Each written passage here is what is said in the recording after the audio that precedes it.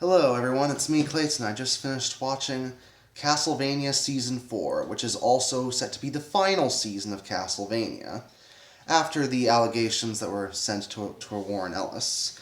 Though he is pretty inseparable from the series, I have to say, considering he created it and he wrote every single episode, even in this final season. And for a series that seems like it could have gone on for more than just 4 seasons, I gotta say this last one concludes the series on a very satisfactory note. More than satisfactory, I'd say. But let's get to the story, shall we? The story after Season 3 follows our various characters as they all happen to converge on the plot of resurrecting Dracula.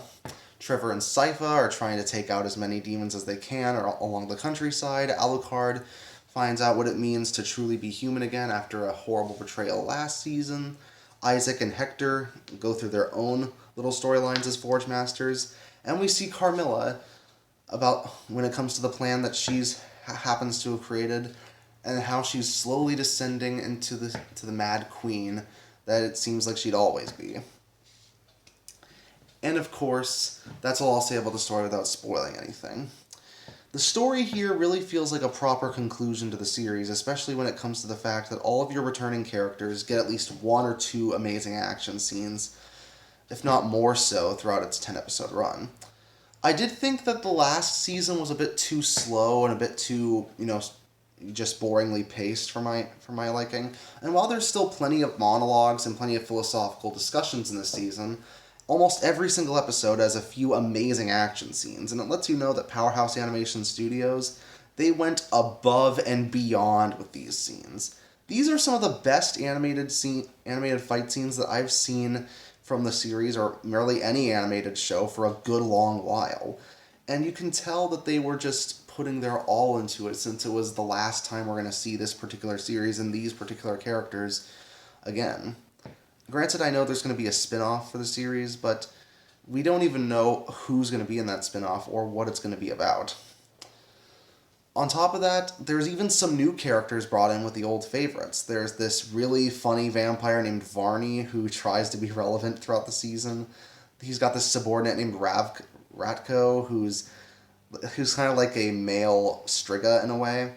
And they're both Slavic and they're both badasses, was what I mean. There's this Greta lady that Alucard meets up with, and she's really cool, and she gets to have some good conversations with Alucard. And there's even one character that has possibly one of the best references to the games, but I dare not spoil who this character is. But let's just say when this character shows up, I was completely dumbfounded. But it made for a great last few episodes.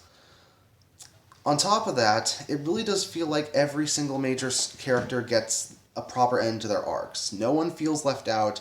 Everyone, well, a couple of people do. A couple of people feel like they don't really have a proper ending, like Striga and Morana, but they were never main characters. But all the main characters, both antagonist and protagonist, feel like they get a proper ending here. Major characters die on both sides, and it really does feel like this series not only had a love for Castlevania, but had a way of using the elements of the video games to tell a proper story in its own right. That's what makes it a really good video game adaptation. It really felt like they had a great idea for a story, wanted to set it in the Castlevania universe, and were able to not only make fans of the games happy, but they were able to make mainstream fans happy with it, which is something I thought I'd never see when it came to a video game adaptation like this. So come what may when it comes to the eventual spin-off, but when it comes to a proper ending for this series, I say I couldn't have ended it in any other way.